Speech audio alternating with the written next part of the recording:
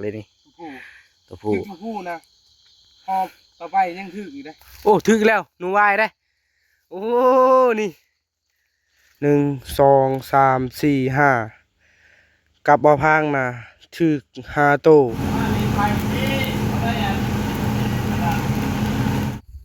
สบายดีพ่อแม่พี่น้องสบายดีตอนแรงล้นแล้วบอพังบ่ได้ลงคลิปเพราะว่าช่วงนี้กับอุปกรณ์กับขาดหลายอย่างอะไรก็เลยแบบสู้ก่อนได้เงินรายกับจังสีซื้ออุปกรณ์ตอนนี้นะบอพังอยู่เขตเมืองพีนแล้วกะสิหาใส่กลับเบิ่งเท่านี้ได้ยินเขาเจ้าว่าก็ฮอกหนูวายลายบอพังก็สิลองใส่เบิ่งมื้อนี้ก็กลับบอพังมีอยู่1 2 3 4 5ก็10 ลังก็ถ้าเบิ่งมื้ออื่นพ่อแม่พี่น้องเขาเจ้าก็สุกเรียบร้อยแล้วนี่มีสุกมีดิบแน่ตอนงานอยู่บ้านนะบ่พังบ่ได้ถ่ายเพราะว่ากลับฮอดเฮือนก็ค่ำ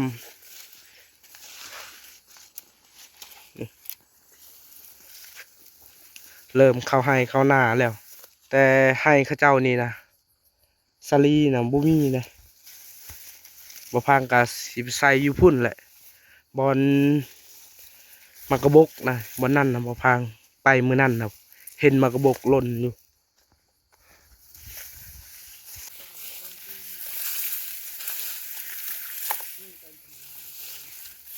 ต่อเหรอ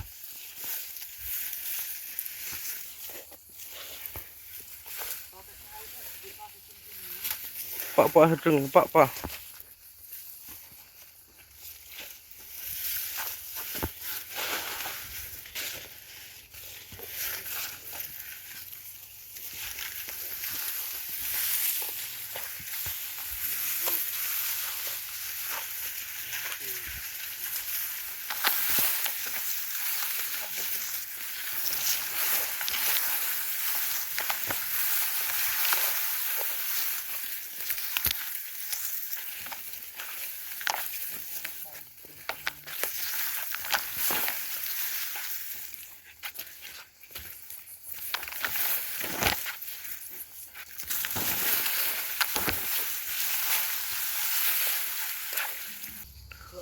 ฮอน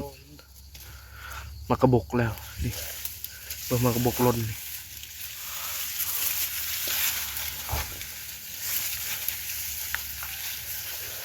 หาบอลกินก่อนจังใส่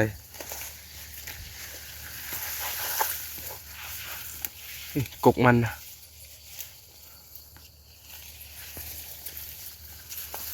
มันจ้าหน่อย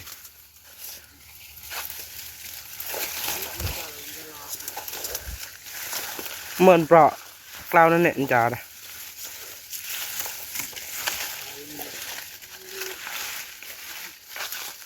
ตุ้มเลาะเลย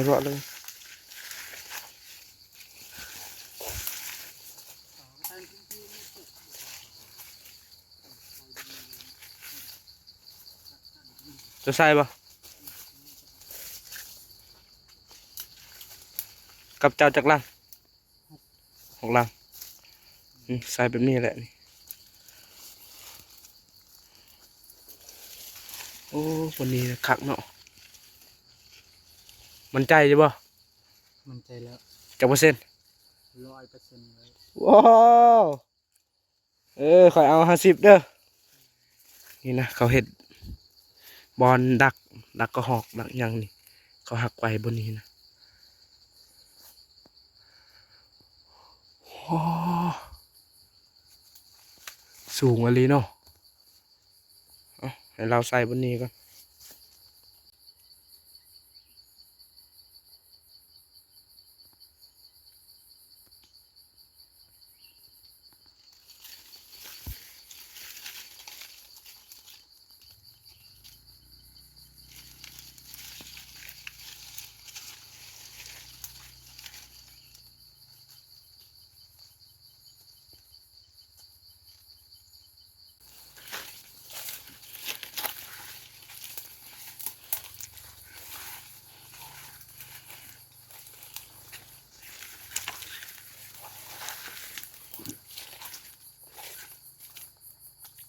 พางสิใส่วันนี้อีกบ่หน่อยก็ใส่แล้วถ้ารุ่นว่าสิมือบ่พางยังคือเก่าหรือบ่นะด้นแล้วบ่ได้ใส่กลับ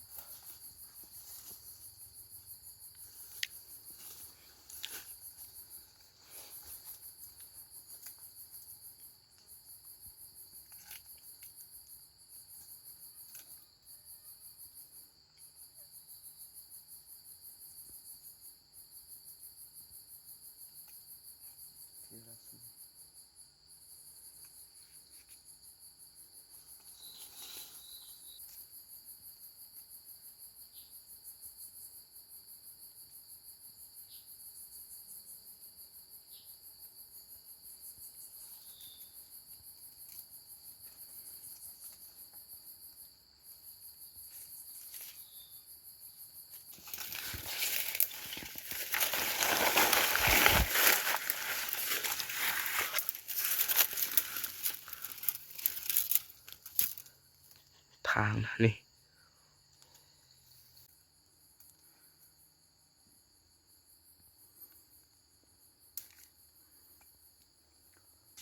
โอ้ยุงหลายเลย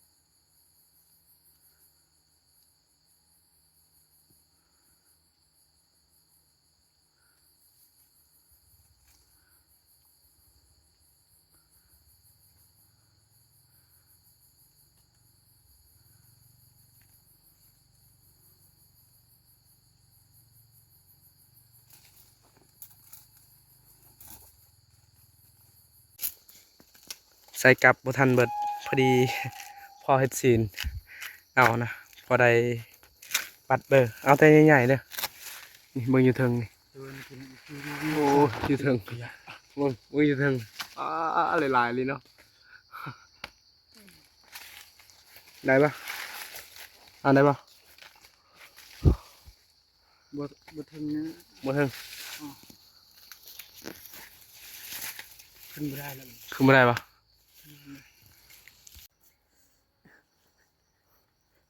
เอาอีกสิได้ปะ ยกเลยได้ ได้ปะ ได้แล้ว ได้ปะอ๋ออ๋อเอาโลดโอ้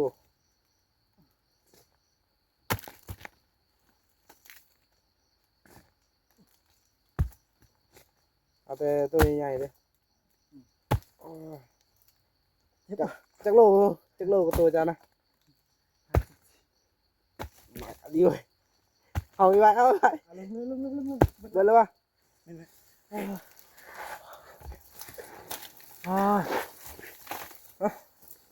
ได้เงินแล้วบัดนี้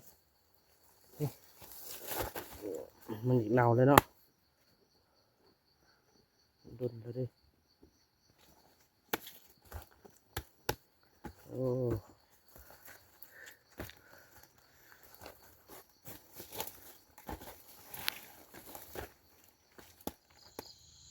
สบายดีพ่อแม่พี่น้องสบายดีตอนเช้าเมื่อวานนี้นะบ่พางใส่กลับเรียบร้อยแล้วพอดีเฮ็ดเวียกก็เลยบัวถ่ายนะตอนนี้เฮาก็สิถ่ายตอนยามมื้อนี้ก็มือพักเวียกเพราะว่าฝนตกเฮ็ดงานบ่ได้นะไปเบิ่งนำกันว่าสิมาหรือบ่นะบ่น้อยมื้อนี้เพิ่นบ่มาเมื่อวานนี้นะเพิ่นน่ะกลับบ้านมื้อนี้บ่ได้เฮ็ดเวียกเพิ่นก็อยู่บ้านเลยกลับเพิ่นก็บ่ฮู้เพิ่นใส่วันใดแน่ไป บอกเราจะไป เออ ชายมือนี่ต้นโชค หมื่น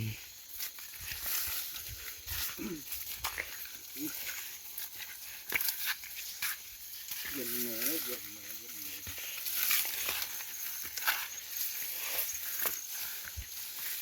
ว้า ไปไทยพ่อ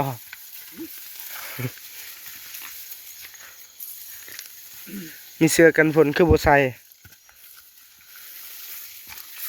ฮะจงมันเห็นยัง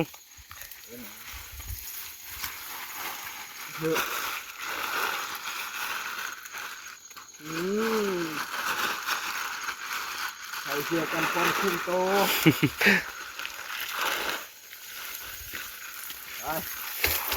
โอ้เห็นบ่ เห็นบ่กบหอเห็นบ่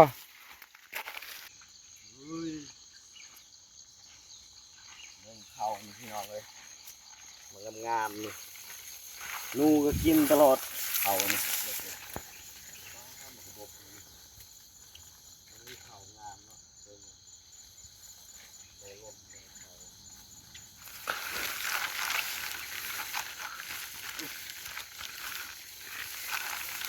ตัดไปเลยรันเลย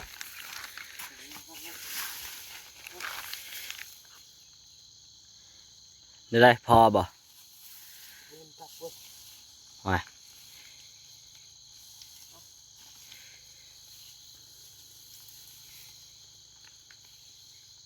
กลับลังแรกนะเสียแล้วบ่เห็นจักหนูเอาไปจักเขาเจ้าหลักบ่ฮู้คือกันไปหามาอีก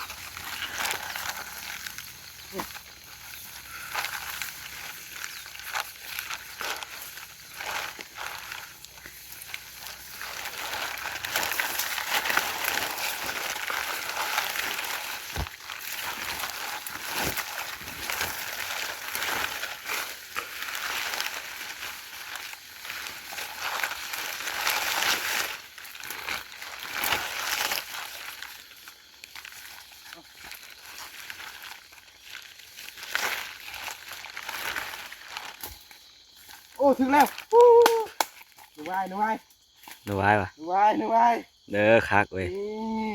โอ้คัก โอ้โห มาแล้วเนาะพี่น้อง มาแล้วมาแล้ว เออมาแล้วบาดนี้ตัวบักใหญ่เนาะหางบักยาวๆโอ้ขาวอากลากเลยนี่ ผู้ผู้ ตัวผู้ ถึงผู้นะหอบต่อไปยังถึงอีกเด้ เออ ใส่ตัวเชือกบ่เคยขาดไป ไป เบิ่งลังต่อไปหนูวายตัวใหญ่ตัวผู้เลยโอ้เสียดายเลยกับดักบอลนั้นนะมาพางใส่นะมันใจอยู่ แต่กะบ่เห็นกลับนะไปจะจับมันนะจับหนูเอาไปเบิ่งกลับหน่อยก่อนหน่อยบูเพิ่นใช้วันไหนนะ น่าจะบอนนี่แหละเพิ่นใช้เมื่อวานนี้บอนนี่แหละ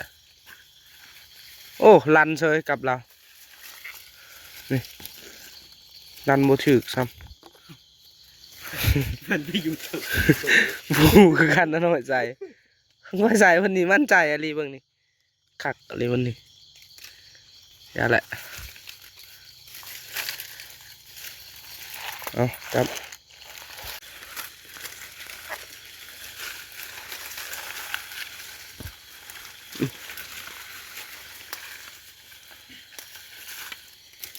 โอ้ถึงอีกแล้วนี่หนูหน่อย ตัวหน่อยเนาะ เอาโอ้ถึกซองนะโอ้หน่อยนี่สำเนียงก็ใหญ่สุดแล้ว สุดใหญ่เลยนูตัวนี้ หนูยังเขิน นูทองขาวเนาะ แม่นโอ้กลับบ่พางนะ เรา ซองลังถึกซองตู่เอ้ารุ่นต่อไปพ่อแม่พี่น้องกลับนี่ก่อนไปเบิ่งกลับมันนั่นก่อนจะทานอยู่นี่ก็ได้โอ้ยทางไปยากอะไร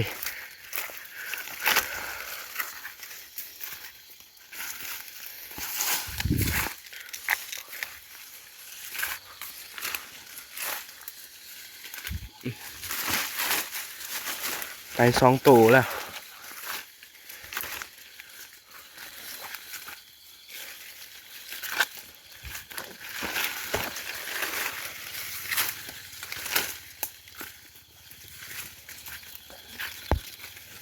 นี่วันนี้ก็ถึกอีกโอ้ถึกหนูหน่อยใส่หนูไหวสุดท้ายได้หนูหน่อย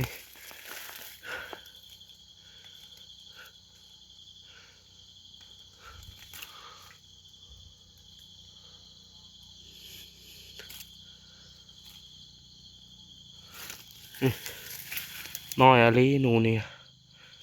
เอ้า3 ลังได้3ตัวแล้วพ่อแม่พี่น้องโอ้ยเขตนี้นายยอมครับหนูลายอะไรมันแต่หนูน้อยนะคันเขาใส่เท่าข้อนนะหนูนะหนูวายถึกอันนี้เขาใส่เท่าดินเด้สไลด์หนูน้อย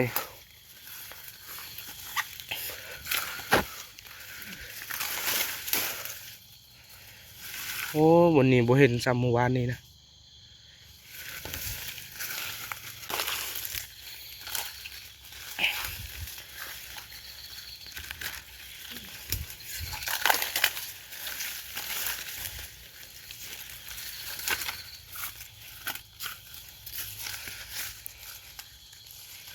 รุ่นวันนี้อีก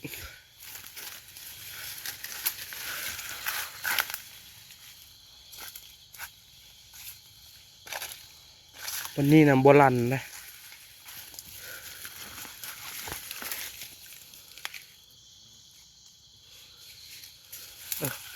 บกูแหละใช่บนนี้เลยว่ามืออื่นมือฮือเฮากะมาเฮ็ดเวียกอยู่พี่นะไปพุ่นเลย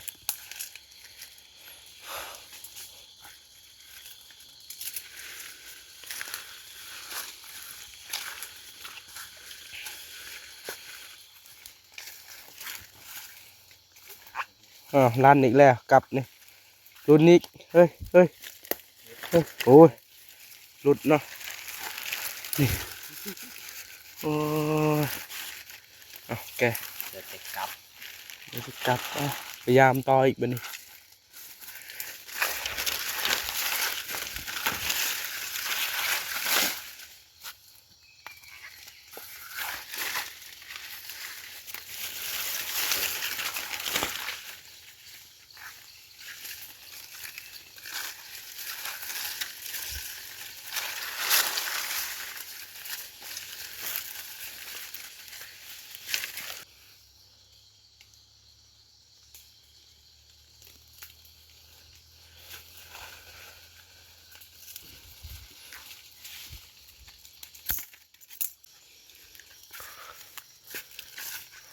โอ้ถึงอีกแล้ว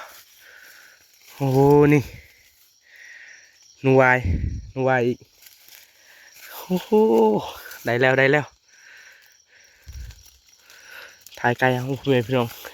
ติดเรื่องนี่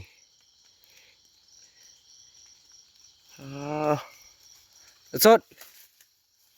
ดมาอีกแล้วแม่นมาหนูวายอีกแม่น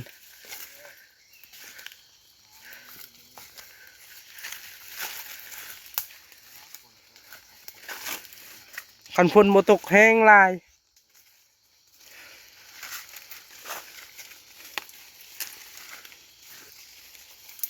เอาของลินไปหาการกลางคืนเนาะเอาครับ ตัวหน่อยตัวแม่ตัวนี้ จะโตแล้ว 4 แต้มเลยดื้อ 4 แต้มแล้วอ๋อ พักเว้ย ไปกับเฮายัง3 หลังกับบ่น้อยกับ3 หลังคือกันไป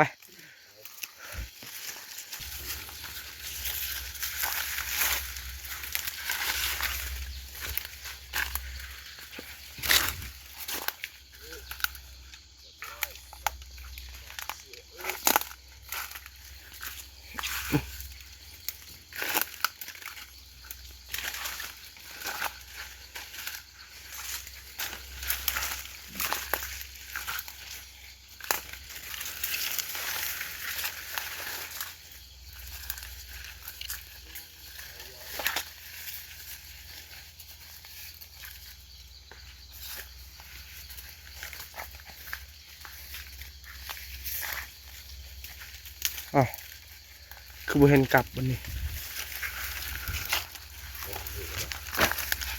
ร้านยันรุดโอ้ถึกแล้วหนูวายได้โอ้นี่ เนาะ ไปเอามาโอ้มานาลีเนาะ เอาแล้วเกิดเลย ไปแก่เลย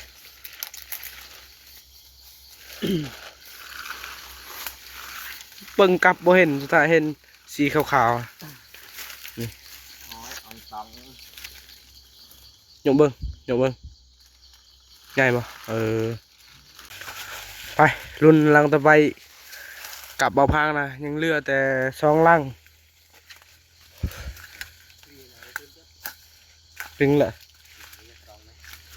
มา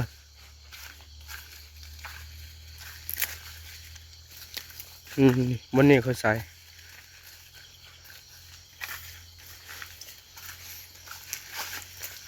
นี่บนนี้เอ้าลันอีกแล้วฮะ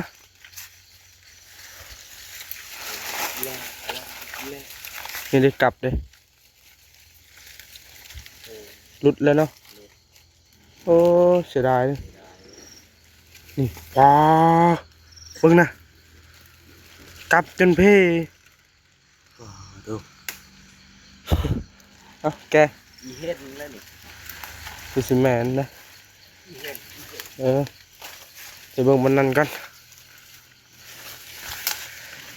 กลับสุดท้ายแล้วรุ่นสิมานหรือบ่มานอ๋อยมันกินนี่ใส่อยู่ใส่เนาะ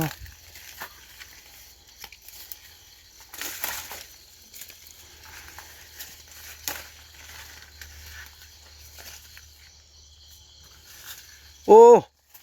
เสือกแข็งเลยนี่หลุดอีกโอ้นี่อ๋อกระหอกนะนี่